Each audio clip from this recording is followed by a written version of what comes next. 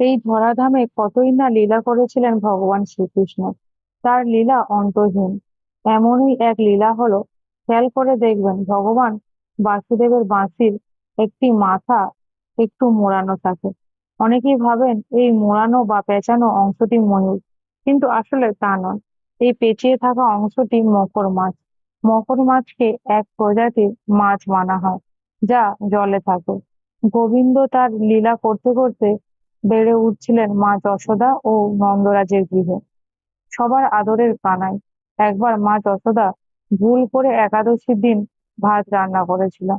রান্নার পর মনে পড়ে একাদশীতে কেউ অন্ন গ্রহণ করবেন না। চিন্তিত হয়ে মা যশোদা অন্ন অন্ন নিয়ে বাড়ি থেকে বেরিয়ে পড়লেন। মানুষ তো দূর, কোনো পশু পাখিও এই অন্ন গ্রহণ করলো না। ভারাক্রান্ত মনে একটি জলাশয়ের কাছে বসে থাকলেন। তার ভাবতে ভাবতে লাগলেন একাদশীতে ভাত রান্না করে খুব বড় ভুল করে ফেলেছেন তিনি। এমন সময় তিনি দেখতে পেলেন জলাশয়ের মধ্যে একটি মকর মাছ লাফালাফি করছে। তখন তিনি ভাবলেন একবার মকর মাছকে জিজ্ঞাসা করি। তারপর মা যশোদা মকর মাছকে বললেন, হে মকর মাছ, আমি ভুল করে অন্ন রান্না করেছি।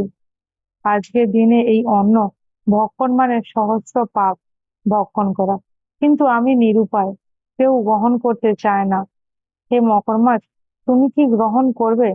তখন মকর মাছ উত্তরে বলল, হ্যাঁ, ভক্ষণ করব। তবে আমার একটি শর্ত আছে। মা যশোদা জানতে চাইলেন কি সেই শর্ত। উত্তরে মকর মাছ জানায়, একাদশী তিথিতে অন্ন ভক্ষণ করলে সহস্র পাপ হবে, আর সেই পাপ থেকে মুক্তি দেবে তোমার গোপাল। আমাকে গোপালের বাঁশিতে স্থান দিতে বলো। গোপালের বাঁশি আমি স্পর্শ করলে আমার সহস্র পাপ পুণ্যতে পরিণত হবে। তুমি কি পারবে মা যশোদা গোপালের বাঁশিতে আমাকে স্থান দিতে? তাহলে আমি এই অন্ন গ্রহণ করব। তারপর মা যশোদা বললেন, ঠিক আছে, তুমি এই অন্ন গ্রহণ করো। আমি কথা দিলাম গোপালের বাঁশিতে তোমার স্নান হবে। এরপর মকর মাছ সব অন্ন গ্রহণ করলো এবং মা যশোদার সঙ্গে শ্রীকৃষ্ণের কাছে গেল।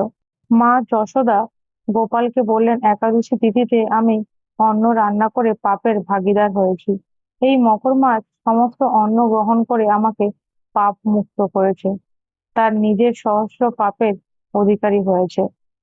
তুমি এই মকর মাছকে তোমার বাঁশিতে স্থান দাও, আর মকর মাছকে পাপ মুক্ত করো।